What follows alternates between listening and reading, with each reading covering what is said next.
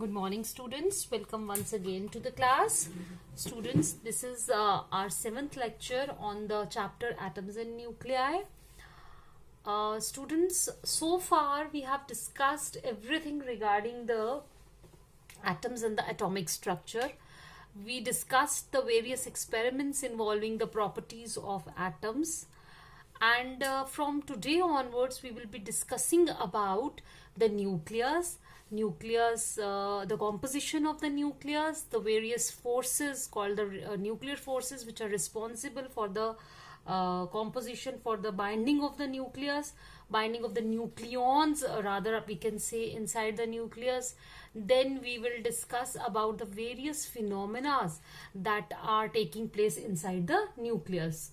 So, when we discussed Rutherford's alpha particle scattering experiments, all of you know that nucleus was discovered by Rutherford, and after performing the experiment, after performing the alpha particle scattering experiment, Rutherford declared that there is a central part inside the atom which is known as the nucleus, and nucleus is the core of you can say of an atom, and all the mass is concentrated inside the nucleus. It is all the positive charge of the nucleus all the positive charge of the atom is concentrated inside the nucleus. Actually, Rutherford's model was a modification on the Thomson's model. This I have done in detail with you, that Thomson told that positive and negative charge is uniformly distributed, but Rutherford said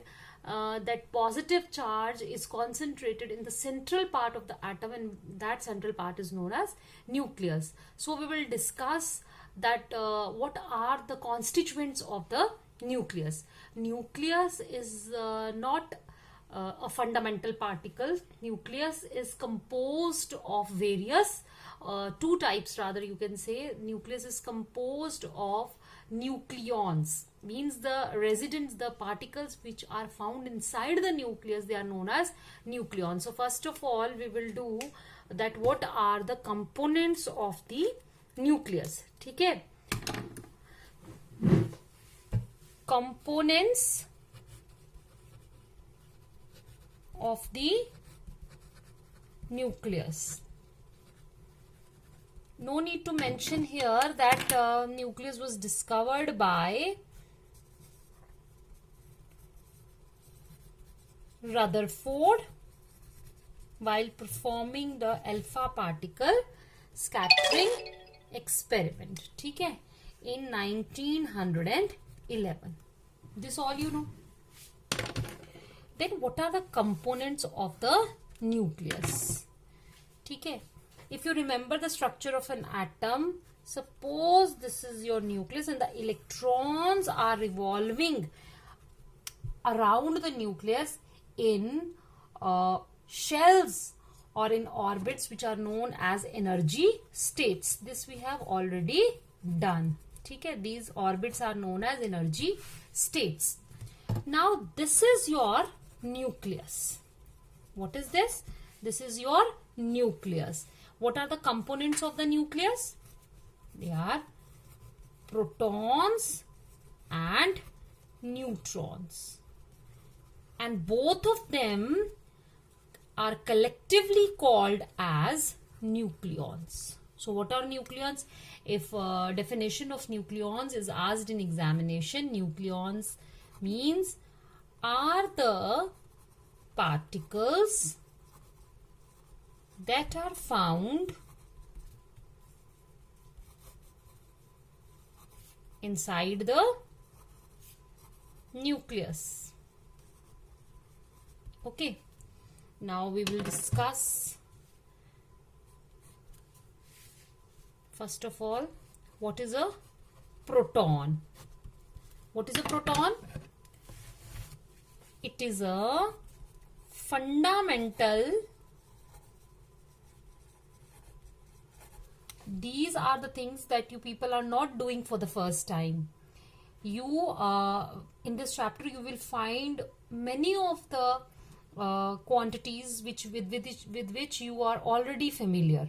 because you have done all these things in class 11th in chemistry. But don't worry, I'm not going to miss any of the topics in this chapter by just assuming that you people might have done this in your previous class.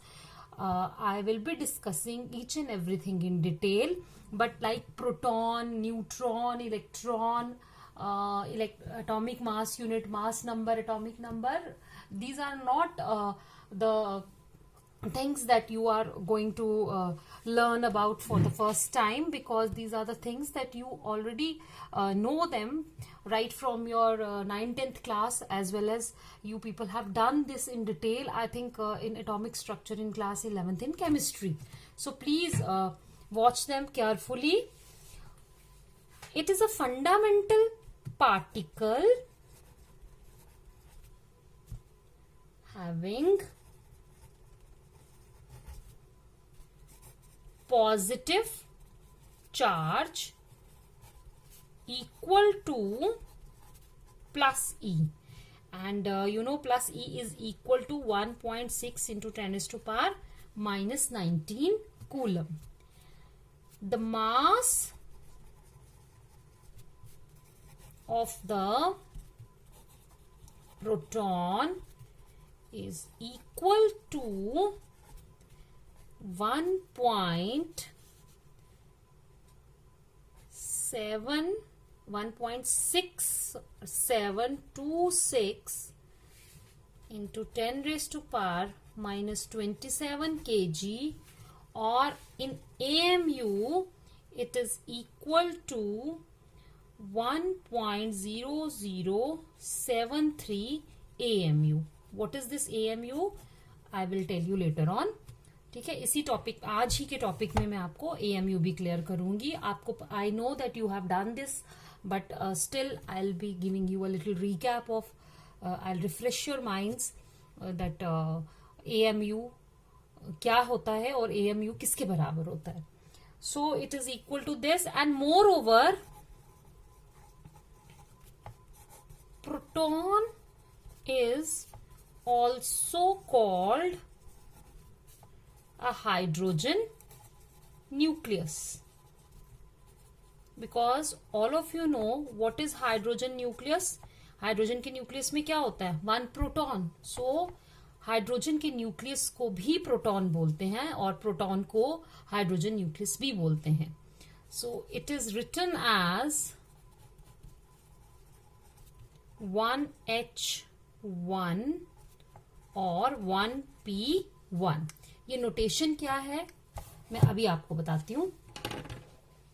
This stands, यहां पर जो होता है, जो this is your subscript, it is for the atomic number और the number of protons, and superscript is for the atomic mass और the mass number. ठीक है. Then comes neutron. What is neutron? It is a fundamental particle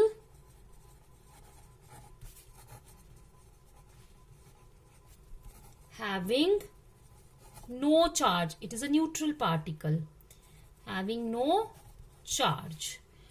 मैं यहां पे लिख देती हूं, neutron was discovered by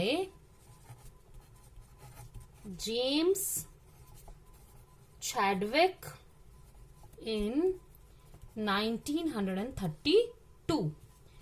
Its mass is slightly greater than the mass of proton. Proton के मास से it is slightly more, and is equal to 1.6749 into 10 raised to power minus 27 kg, or in AMU you can write it as 1.0083 AMU. It is written as 0 and 1. 0 stands for charge. It has no charge and mass is equal to 1 AMU. It's clear? Okay. Now we will write for what is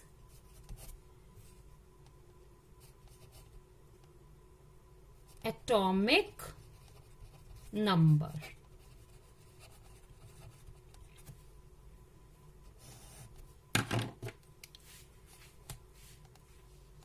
Atomic number is the number of protons or number of electrons.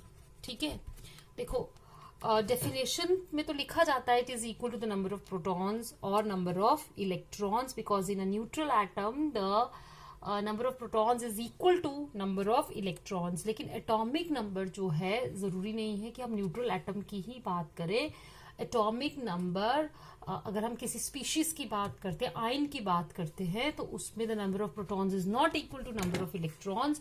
So there the atomic number is not equal to the number of electrons, but it is equal to the number of protons. So most accurate अगर आप atomic number की definition लिखना चाहते हैं तो that is atomic number is the number of protons. ठीक है, तो अब आप इसको रिप्रेजेंट कैसे करेंगे? It is represented by Z. Is it clear? Okay.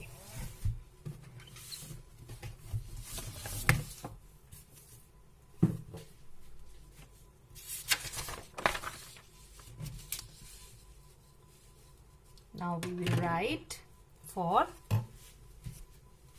mass number.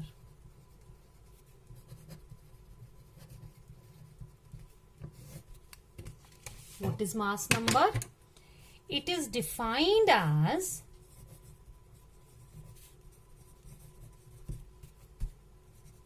the number of protons and neutrons in the nucleus.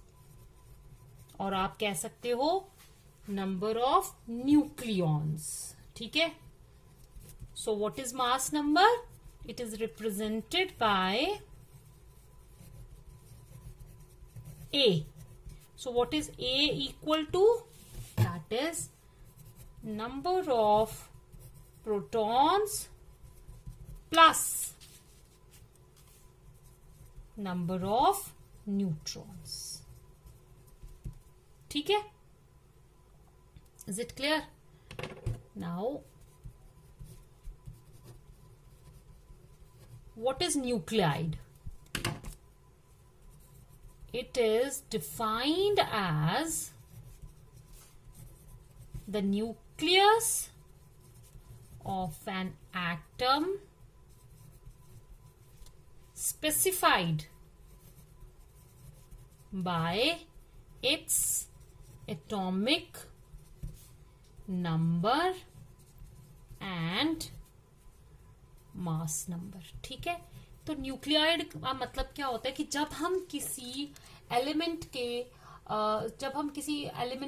Atom के nucleus को स्पेसिफिक लिखते हैं उसके सिंबल के साथ, by giving it the notation of, by giving it's उसकी specific value of atomic number and mass number, तो वो न्यूक्लियाइड बन जाता है. फॉर एग्जाम्पल, जैसे कि अगर मुझे कार्बन को रिप्रेजेंट करना है तो 12C16. ठीक है, कार्बन C612. ठीक है, अगर मैंने ऐसे लिखा इट इज 7N14.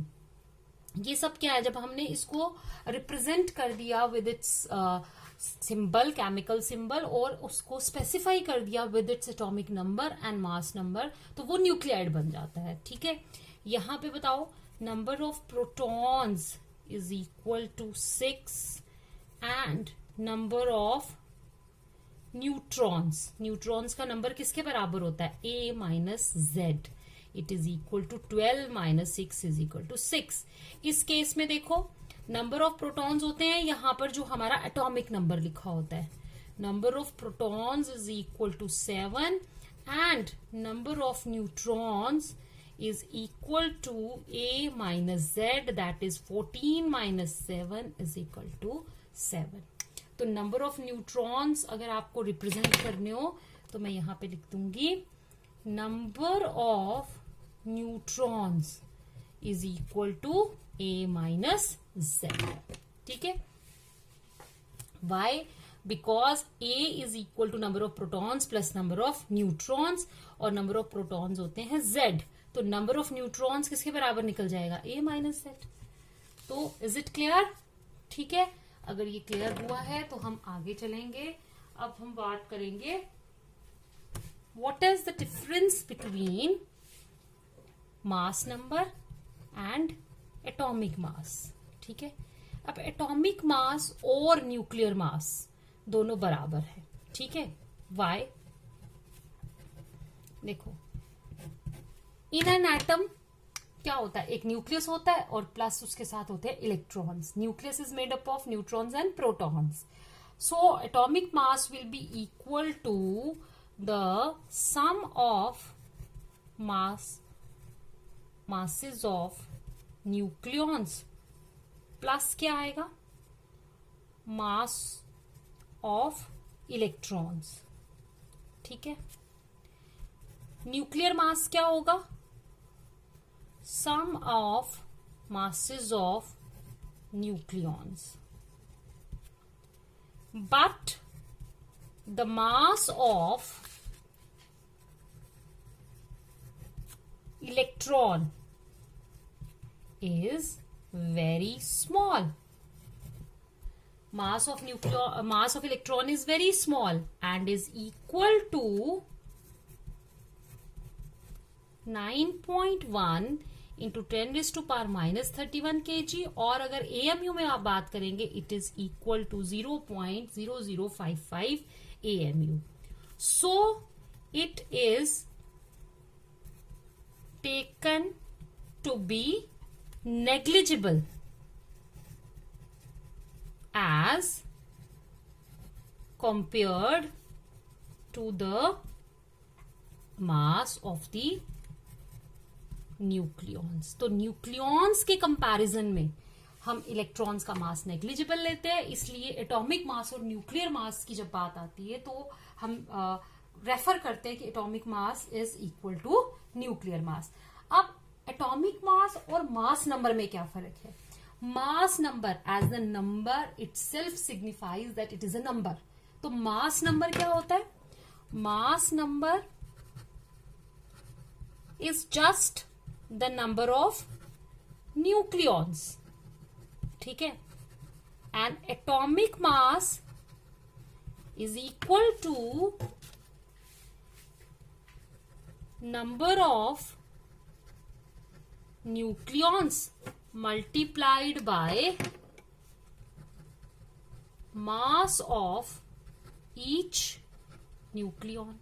ठीक है, अब आपने देखा कि नंबर ऑफ न्यूक्लियॉन्स क्या होते हैं, मास ऑफ, मतलब न्यूक्लियॉन्स क्या हुए, protons plus mass of neutrons multiplied by लिखूंगी मैं 1 AMU. क्यों? क्योंकि मैंने अभी यहां पर आपको बोला कि इनके मासेस क्या है, बहुत स्लाइट डिफरेंस है, otherwise their masses are taken as equal. तो मास ऑफ प्रोटॉन भी 1 AMU के बराबर हम अप्रोक्सीमेटली 1 AMU के बराबर लेते हैं, और मास ऑफ न्यूट्रॉन भी हम 1 AMU के बराबर लेते हैं. तो आपके पास ये जो number of mass of protons plus mass of this is number of, not mass, this is number of. ठीक है, तो number of nucleons multiplied by the mass of each nucleon. तो नंबर ऑफ न्यूक्लियॉन्स हो गए number of protons plus number of neutrons multiplied by mass of each nucleon, दोनों को बराबर लेके उसको हम 1 AMU लिखते हैं. तो that is equal to atomic mass जो है that can be written as A into AMU. ठीक है, ये AMU को आप U से भी रिप्रेजेंट कर सकते हैं. ठीक है, AMU और U. तो this is your mass, atomic mass and mass number. तो एटॉमिक मास अगर आपने लिखना हो तो उसको क्या करना है, जो आपके पास मास नंबर आया उसको सिंपली आपने एएमयू के साथ मल्टीप्लाई कर देना है. Is it clear? Now I will tell you what is 1 AMU. ठीक है, दिस इज इंपॉर्टेंट. आपने केमिस्ट्री में भी किया होगा, बट स्टिल एक बार फिर से. It is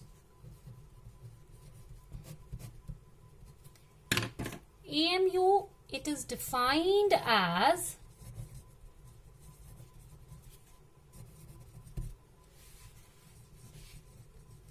atomic mass unit used to measure the atomic masses of the elements. ठीक है,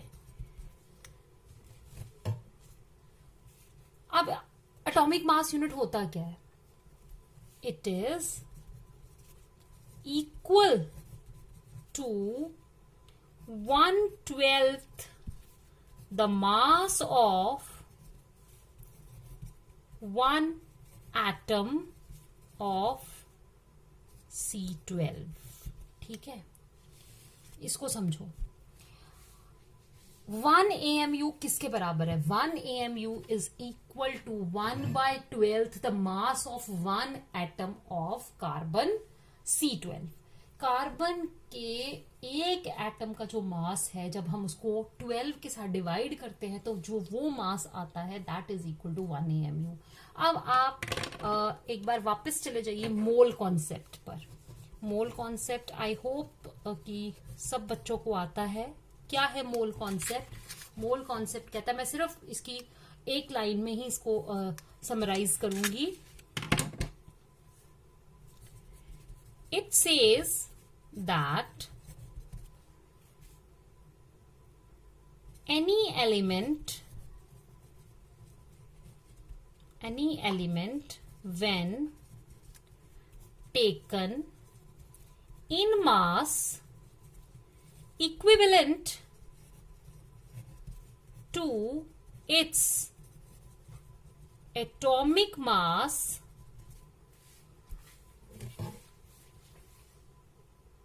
ग्राम्स बोलूंगी मैं यहां पर, contains equal number of atoms and that number is called Avogadro's number and it is equal to 6.023 into 10 raised to power 23.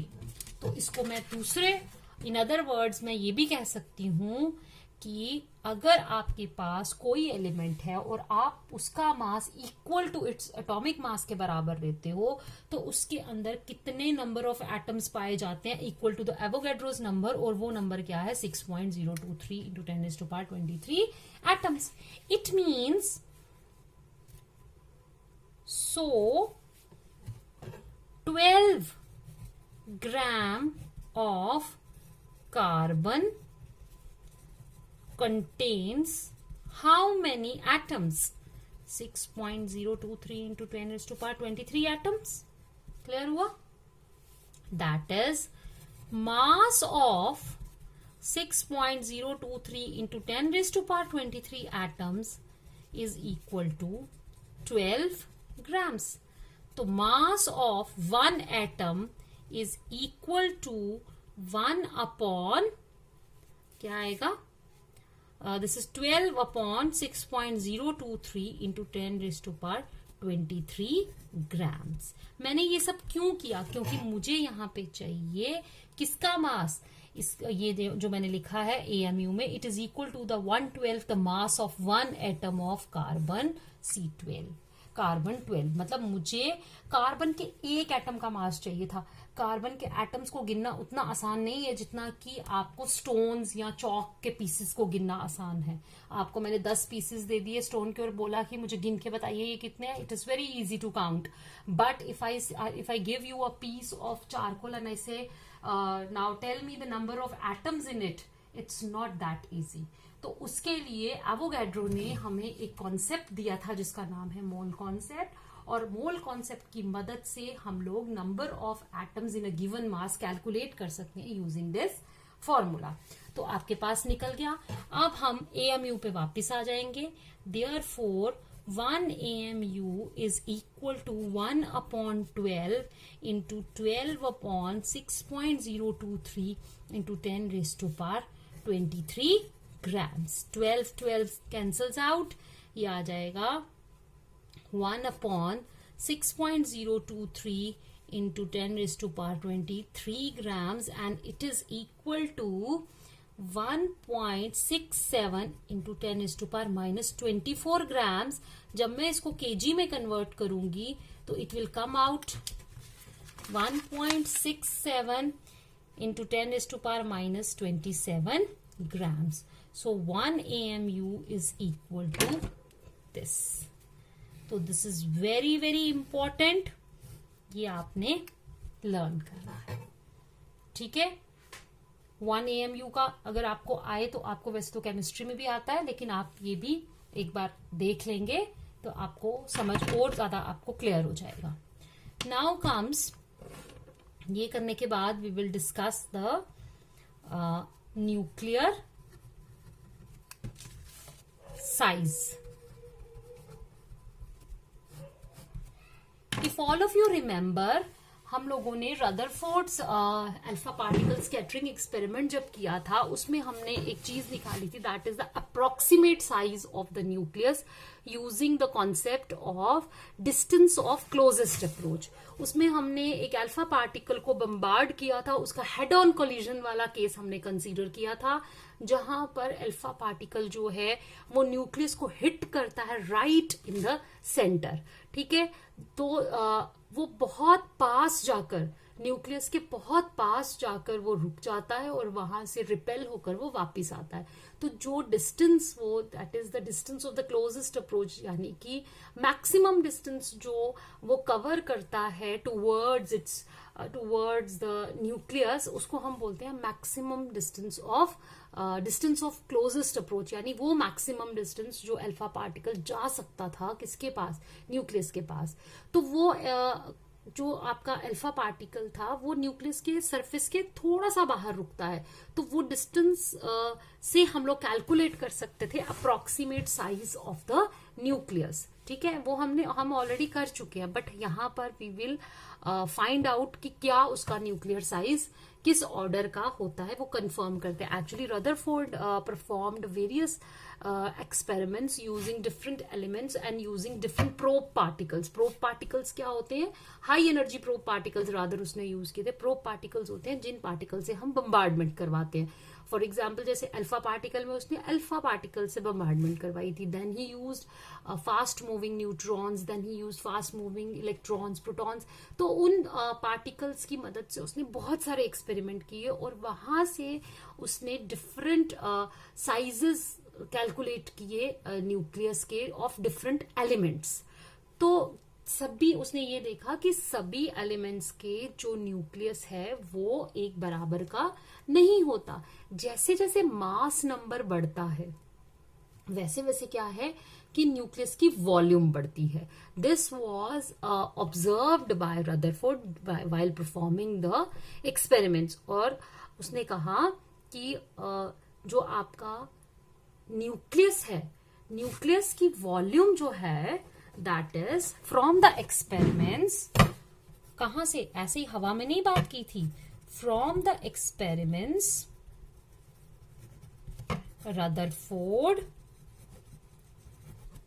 concluded that the volume of the nucleus is directly proportional to the mass number. ठीक है, सबसे पहले तो assume किया गया कि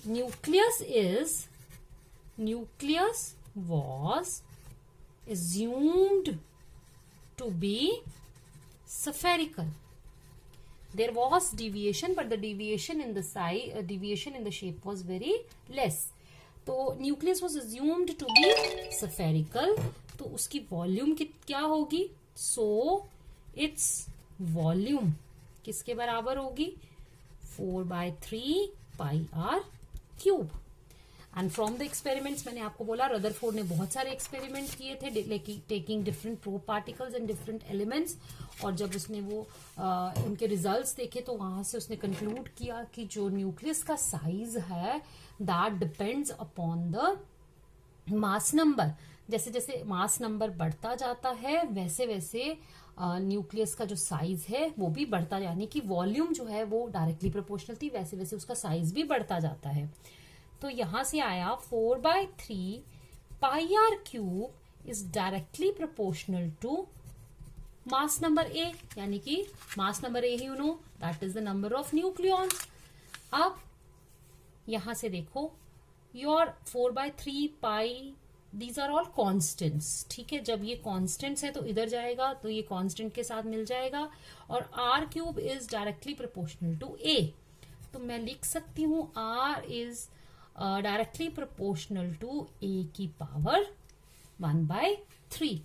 now हम यहां पर प्रोपोर्शनैलिटी साइन हटाएंगे और एक कांस्टेंट इंट्रोड्यूस करेंगे, and that constant is known as Fermi constant और न्यूक्लियर यूनिट रेडियस। ठीक है, and it is of the order of nuclear forces. इसकी वैल्यू है approximately 1.2 Fermi. Fermi is 10⁻⁻15 metre.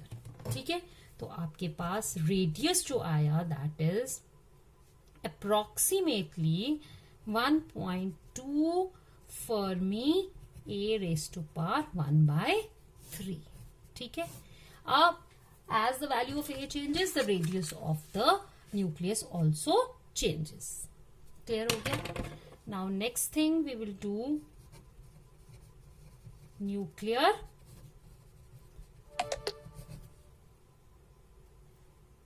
density. ठीक है, वैसे तो न्यूक्लियस की जो बाउंड्रीज थी दे वर नॉट वेल डिफाइंड, फिर भी हमने उसका साइज जो है वो हमने अप्रॉक्स किया, वो निकाला। Now comes what is nuclear density. As all of you know कि न्यूक्लियर जो डेंसिटी है जनरल इसका फॉर्मूला जो है that is mass upon volume. When we talk about nuclear density it is defined as the ratio of nuclear mass to its volume. ठीक है, if A is the mass number then nuclear mass is equal to A into AMU. अभी मैंने आपको बताया पीछे volume is equal to 4/3 pi r cube. ठीक है, तो डेंसिटी रो किसके बराबर होगी? Nuclear mass upon volume. मास आ जाएगा A into AMU and volume is 4/3 pi r cube. We will write here rho is equal to nuclear mass upon volume, that is equal to nuclear mass you know that is A into AMU. मैंने लिख के रखा है यहाँ पर। Volume is 4/3 pi r cube. इसकी हम values यहाँ पर आर की वैल्यू सब्सटीट्यूट की है मैंने, दैट इज R0 A की पावर 1/3 इसका होल क्यूब। यहाँ पर देखो 3 ऊपर चला गया, आर नॉट का cube A cancels out, it comes out, हम सबकी वैल्यू लगा देंगे अब 3 इंटू 1.67 इंटू 10⁻27, 4 इंटू 3.14, 1.2 इंटू 10⁻15, ये आर नॉट की वैल्यू लगाई।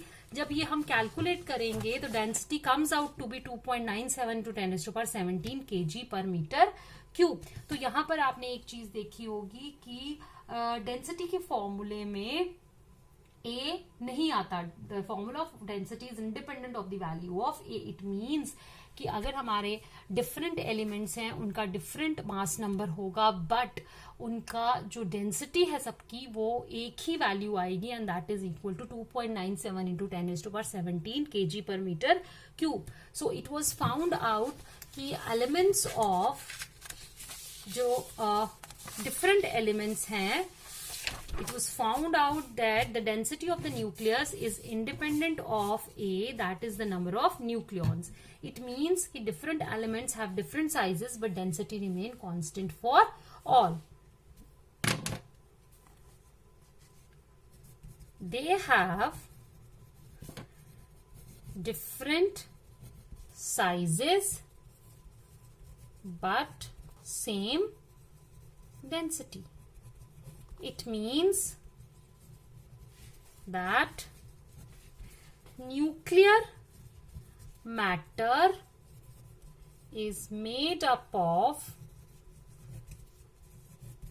a liquid of constant density and hence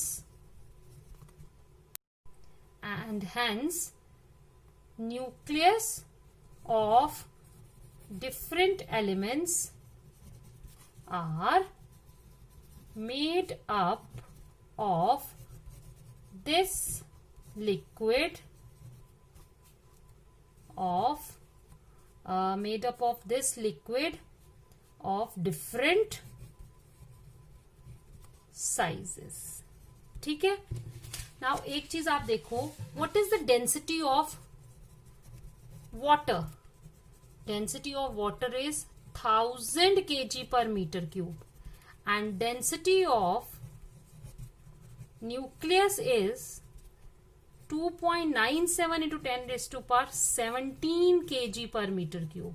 इसका मतलब है कितना फर्क है दोनों की डेंसिटी में। न्यूक्लियस जो है उसकी density 10⁻14 times more than the density of water. So you can assume कि सारे न्यूक्लियस जो हैं वो ऐसे डेंस लिक्विड से बने हुए हैं, और हर न्यूक्लियस बिहेव करता है जैसे कि वो इस लिक्विड का ड्रॉप है of different sizes. So that was all for today's lecture. Next lecture में हम इसके आगे वाले टॉपिक्स पढ़ेंगे। Thank you. Till my next lecture, stay home, stay safe.